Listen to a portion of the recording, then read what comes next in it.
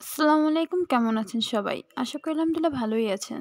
আজকে আমি তৈরি করতে যাচ্ছি পাটিসাপটা পিঠা। তাহলে চলুন দেখে আসা যাক পাটিসাপটা পিঠা তৈরি করতে কী, কী উপকরণ লাগবে। এখানে আছে 1 কেজি চালের গুঁড়ো, লবণ, ছাল, এলাচ, মুড়ি বাটা, তালের গুড়, একটি নারিকেল কোড়া, দুধ আর চিনি।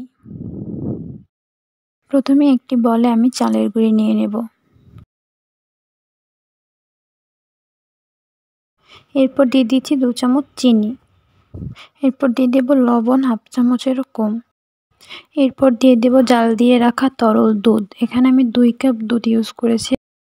এরপর আমি চালের গুঁড়ো আর দুধটাকে ভালোভাবে মিশিয়ে নেব। এরপর অল্প একটু পানি দিয়ে ব্যাটারটাকে আরও কিছুক্ষণ ভালোভাবে গুলিয়ে নেব। এখানে পানি কিন্তু অল্প দিতে হবে, বেশি পরিমাণে দিলে কিন্তু ব্যাটারটা একদম পাতলা হয়ে যাবে, তাহলে কিন্তু পিঠাটা ভালো হবে না। এবার আমি 1 চামচ ময়দা দিয়ে দেব। ময়দা দিলে পিঠাটা সফট হবে আর খেতেও ভালো লাগবে। ময়দা দেওয়ার পর অল্প একটু পানি দিয়ে ভালোভাবে ব্যাটারটাকে আরও কিছুক্ষণ গুলে নিব। ব্যাটারটা ভালোভাবে গোলানো হয়ে গিয়েছে, এবার আমি পুর তৈরি করব। পুর তৈরির জন্য প্রথমেই নিয়ে নিচ্ছি নারিকেল কোড়া। এখানে আমি একটা নারিকেল পুরোটাই দিয়ে দিচ্ছি। 3টে এলাচ, 2টো দারচিনি আর তালের গুঁড়ো দিয়ে দিব।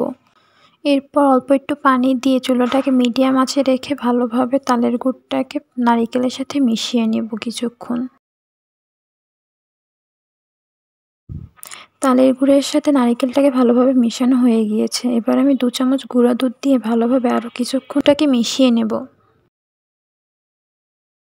এরপর 2 চামচ চালের গুঁড়ি অল্প একটু পানি দিয়ে ভালোভাবে মিশিয়ে নিতে হবে। এরপর গুলিয়ে রাখা চালের গুঁড়োটাকে ভালোভাবে পুরের সাথে মিশিয়ে নিতে হবে।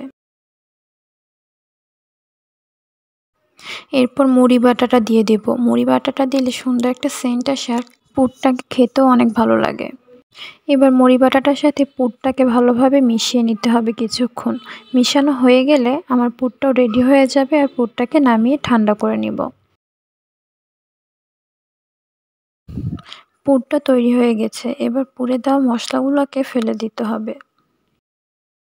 পিঠার ব্যাটারটা কিন্তু এরকম হবে, অতিরিক্ত পাতলা যেন না হয়ে যায়, তাহলে কিন্তু পিঠাটা ভালো হবে না। এবার আমি পিঠাটা ভেজে নিব।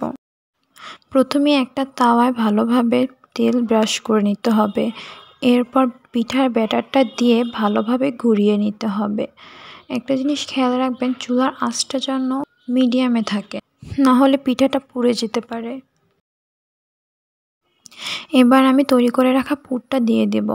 পুরটা দিয়ে একটা চামচের সাহায্যে ভালোভাবে রোল করে নিব। একইভাবে আমি সবগুলো পিঠে তৈরি করে নিব।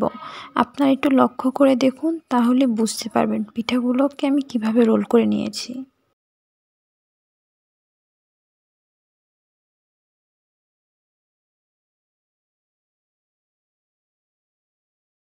সবগুলো পিঠেই তৈরি হয়ে গিয়েছে। আপনারা কিন্তু অবশ্যই বাসায় একবার হলেও এই রেসিপিটি ট্রাই করবেন এবং আমাকে কমেন্টে জানাবেন কেমন হয়েছে। আজকের রেসিপিটি যদি আপনাদের ভালো লেগে থাকে তাহলে লাইক, কমেন্ট, শেয়ার এবং সাবস্ক্রাইব করে আমার চ্যানেলের পাশে থাকবেন।